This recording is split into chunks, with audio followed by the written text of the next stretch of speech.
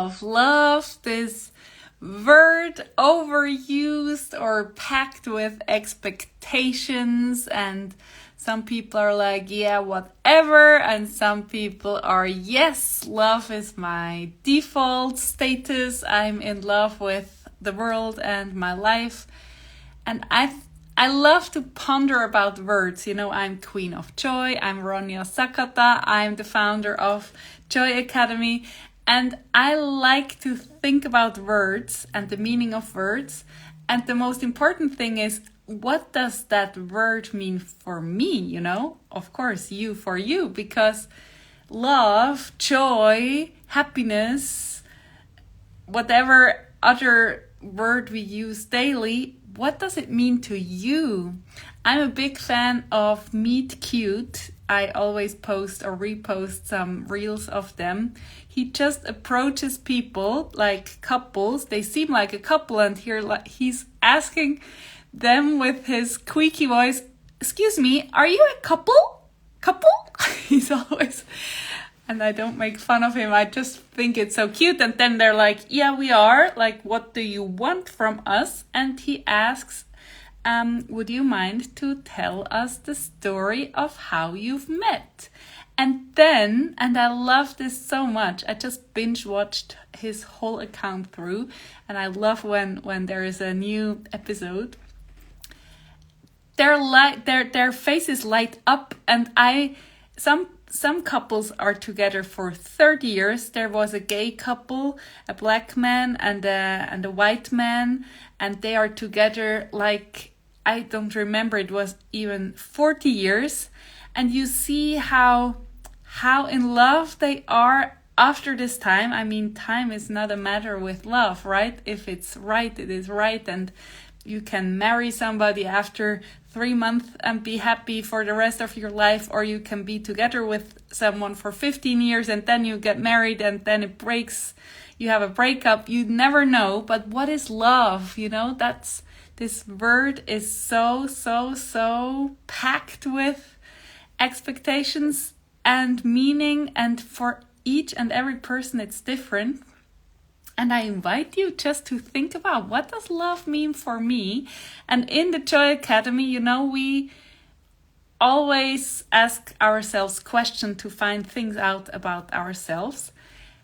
And I would like to ask you, how do you know that you are loved from somebody? From your partner, from your parents, from your kid maybe, or a friend, a good friend, a close friend, a recent friend, an old friend. How do you know? Is it a feeling? Is it that this person does things for you in a certain way? What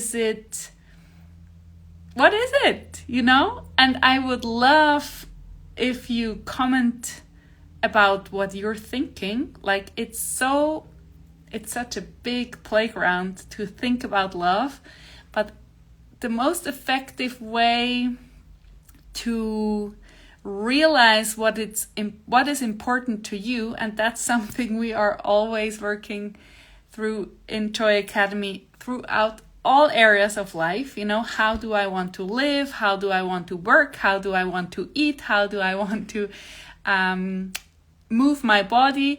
It's all about what is important to me and how do I want to do things. And it's always also about love, you know, how do I want to love? Is it, and I bet you know the book or the concept of the 5 love languages. I guess it's 5. I love this so much because my husband never says I love you. I mean, we are together for 22 years. He maybe said it 3 times, or maybe when I said, "You better say I love you now," he says, "Oh, I love you." I'm like, "Oh yeah, that's so meaningful now." His love language is act of service. So the countless thousands of times he did, the kitchen was a mess, I told him I will do it tomorrow. He comes home late. I'm also already sleeping, and the next morning the kitchen is spotless. I think, or for me, I trade in a simple I love you 1,000 times to like this wonderful act of he's doing something for me. He knows I don't like to clean up the kitchen, and he's quicker than I am. He's better in doing that, and he does it for me. That's so meaningful. But it was helpful, I tell you, to read about the love languages and realize like, oh wow, that's his love language, and my love language is touch and words of appreciation. So I miss the I love you, but I think it's so important that you know about your partner, and you don't have to change him or her or them. I don't tell you how to do things. That's an important thing about Joy Academy too. I never tell you have to do it this way, then you're so joyful. No. Joy and love and all these life things are very, very personal. And I think telling your partner, you can tell your partner certain things like, this is so important to me, you have to do this, or like, this is just a rule for me, otherwise we can't be together. There are things we can compromise and do things for our partner, even though it wouldn't be our love language. But in general, I really think if you want to be with this person, just leave this person, because you fell in love with this person the way they were when you met, and don't transform this person into somebody who is like the way you expect people to be, and then you're like, you're boring now, you're so different. I know that's an exaggeration, but kind of it goes into this direction. Reginald writes, one of the most important thing for me is a good communication. A bad communication brings a lot of troubles. That's so true. And communication is another word, what is communication? What is good communication means for you? Like long conversations, short little conversations. I just find this game of life and this human interaction thing so interesting. What is good communication? It means something else for you than for somebody else. It's like, for me, it's very important that my best friends, if I don't reach out to them via text or I don't call, that doesn't mean anything. Yesterday we were on the phone with my best friend. He lives in Tokyo. He's married to a Japanese woman, and he was the first Swiss guy who my husband met in Japan 22 years ago. And I told my husband, if you're not okay with me having a male, or I have several men in my life who are so important to me and I love them dearly, it's not even friendship anymore. I don't have sex with them. They're not my boyfriends, but they are very, very, very, very close. And I knew that in Japan, that's just not a thing to have close male friends. In a lot of countries, I think, even in Switzerland, that's not common to be very close in a heterosexual setting, to be very close with another man, and it's not your partner. And my husband said like, oh, I don't care. Like, and he really was okay with it. And then he met Cheyenne, and they really fell in love with each other again in a friendship way. And it was just the most beautiful thing. And now we were in Japan for 6 weeks and we met Cheyenne a lot. And they are so close. I'm like, can I have some time with him now? Like you too? But of course, I'm so happy that they are so good, such close friends too. And we were on the phone, and we didn't talk now for 2 months. But that doesn't mean anything to me. So if you crave, and it's very important for you that your friends are in contact with you all the time, you need to talk about that. That's good communication for you. For me, good communication with somebody who is also busy and has their own life is when he calls, or I call, or I text, I'm so happy about it, and then I answer, and if I don't answer, that doesn't mean anything about me. I was somewhere, I just glanced at the message. You know, it's so, I keep saying it's so interesting. It's just interesting to think about these things. Reginald again writes, when we don't understand each other, the relationship goes wrong. Yeah. Or we just figure things out until we understand certain things or the important things. I'm together with my husband for 22 years, and sometimes I'm like, who are you? I don't know you. And I like that. It's every day is fun. He always scares me. Today I left our apartment. I thought he was in the basement. He has some workman space down there with his tools and things. I thought he's downstairs, but he parked his car in front of our apartment house. And there is not always a parking spot there, so he was lucky. And I didn't know that he was there, and I walked by with my phone in the hand, and then he was like, bye! And I jumped. I'm always jumping. I'm so easily scared. And he loves that. For 22 fucking years. It's funny, you know. I'm not angry that he does that. He's just taking it as an advantage that I'm scared so easily. But it's fun with him. It's all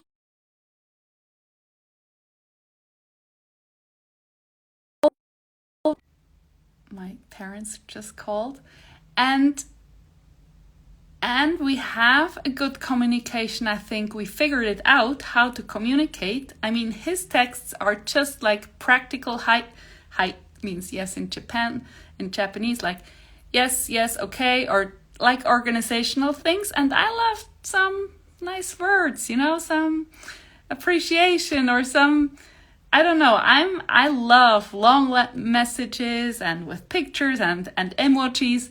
And sometimes I tell him like, what the fuck? Your messages are so unpersonal. It's like, who am I? Am I your I don't know, living together, shared apartment, flatmate, or what? He said, no, that's not true. And then he was scrolling up our conversation and like, oh yeah, no emojis here, no heart marks here. And then I got like 3 days heart marks only, and then again nothing. But I was laughing out so loud when he was just exaggerating with his heart marks. Bad communication, what does that mean to me? And what is good communication? And then if a person is interesting enough, it's worth the work, you know, to find out what is important to me, what is important to you.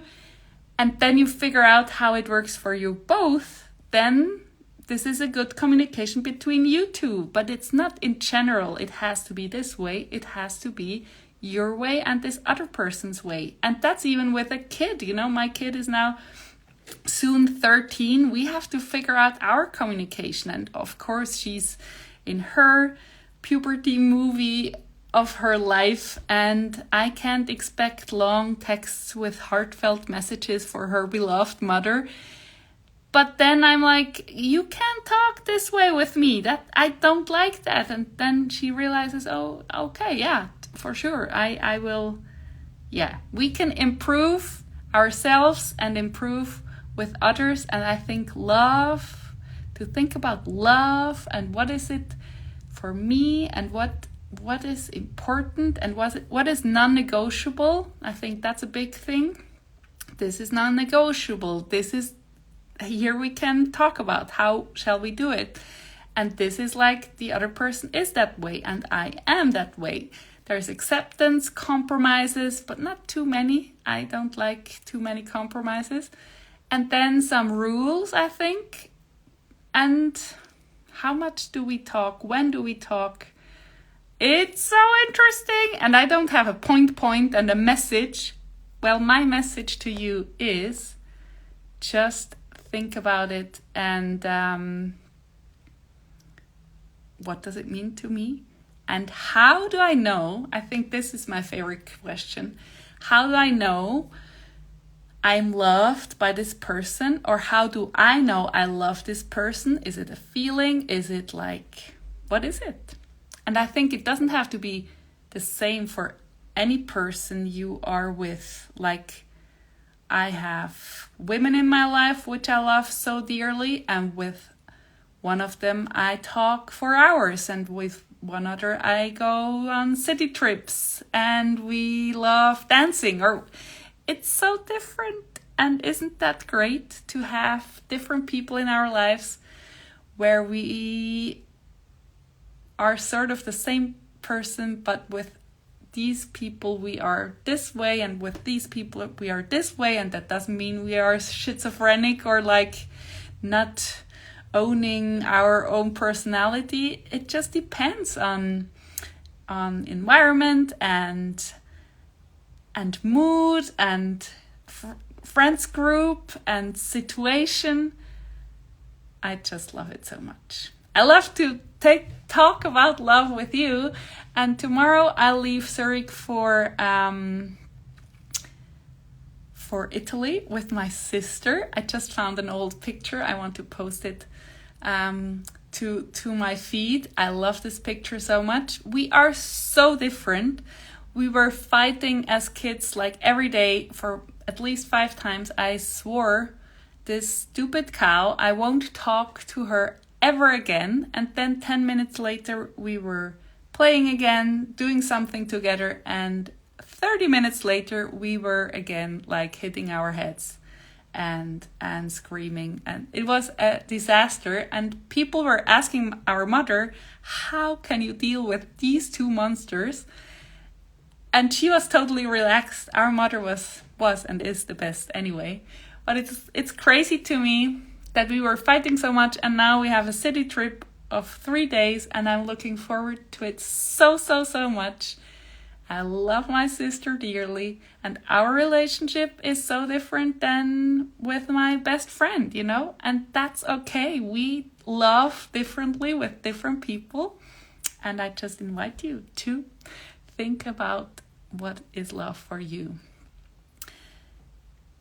Bettina writes, lot of work, even after 5 years marriage, never ending, I guess. I think so. It's never ending. And just really check out, I have to tag it in the comments, this account, Meet Cute New York. I don't remember the exact word of the handle. It's so beautiful. You can never tell when you see the couple how long they're together. Some of them are over decades, and some of them are like 3 months ago, and you can't tell. My favorite last post was they are together for 17 years, and you see their fun together. And then I was imagining, like, if this guy would approach me and my husband, that would be so interesting how he would react. I mean, I would tell like, la, la, la, la, we met underneath the cherry blossom trees in Japan, and I was 23, my husband was 20. No, I was 20. Yeah, I was 23 and he was 6. I was 25 when we got married. And it was looking back, it was kind of love at first sight, you know? But my husband wouldn't like that conversation. He would maybe even just walk ahead, and I would tell the story and call him back like, come on, just look into the camera. I mean, I'm so grateful that he's okay with me posting pictures about us and so on. He's not so private. It's just interesting. And in Japan, and I close with that story, in Japan, our daughter was like, I'm not going out tonight. I want to make pasta and just chill out and be on the phone with my friends. And Ken and I went out into a sushi place, a cheap sushi chain, where we were going 22 years ago all the time. And it was so cool to be there. And I thought, I'm cured of worrying about what other people think of me or us. But at the same time, I was like thinking, what do other people think about us now? Because the cliche in Japan is like the cool Japanese guy meets a blonde European, or a lot of Japanese think I'm American because everybody not looking like them is American. So this blonde, tall American and this cool gangster Japanese guy, they must have met like yesterday or a week ago. And I imagined how cool would it be, like there somebody commenting like, yeah, you just got her yesterday from the bar, right? And he would say like, oh no, we met 22 years ago. And I think that's why I love this account of this New York account so much. You never know the story behind somebody. You never know what somebody is going through. That's why I love to tell everybody, let's be kind to each other. Let's be kind to any person you meet today at the coffee shop, at the cashier registry, in the supermarket, even people you are annoyed of in the chikatetsu, it's in Japanese, in the subway, wherever you are, you never know what the other person is going through. You never know if two people are a couple. You never know if one person and a kid, that they are related. You never know. I mean, these are random examples, but let's be kind to each other and let's be kind to ourselves and find out, what does love mean to me? How do I know that I'm loved? What is important to me? What is non-negotiable? What is negotiable? Where can I be curious and learn new ways of loving somebody? And let's enjoy when love hits us. If it's like romantic love or just love and appreciation for somebody, also for an elderly person, for a little kid, I think we can really spread love and, of course, joy a lot more. Like a little loving conversation with a stranger somewhere. You never know if you made that person's day, if you're just like the sunshine of their whole week or month, and you get something out of it too. Let's talk to each other more and let's spread love and kindness and joy. This is my random thoughts, and I want to do that more. I hope you find it fun too. About a word, and digging into it. And I will never tell you, this is it, this is the definition, or I know it and you don't. Of course not. I want to encourage you to find your individual meaning of life, joy, love, everything. We need to pause more and think more and maybe even journal about it. I didn't journal about that. That's why it was so messy. But that's okay, right? And I wish you a wonderful, wonderful day, and follow me on my account and watch the stories, because I'm going to Italy tomorrow with my loving, wonderful, super cool sister. Reginald writes, that's nice to forget the fight. Yeah, I think that's a big advantage of kids, that they forget, or most of them forget fights immediately, and then there must be a new fight around the corner. But about fights, we could contemplate fights and what that means in another life. I will take you to Italy. Follow along in my Insta stories. And if you want stories out of my life, I send every Sunday, an email, stories from Ronja's scrapbook. I was scrapbooking over decades of my life, and I take pictures there and take stories from there. And it's always, of course, my story, but I want to, again, awake your stories in your life, and that you think about your life and what you want in the future. And I want you to know that you are amazing. You are one of a kind. The world needs you and your gift and your uniqueness. And thank you so much for watching this. and just have a wonderful day, and let's spread some joy. Bye!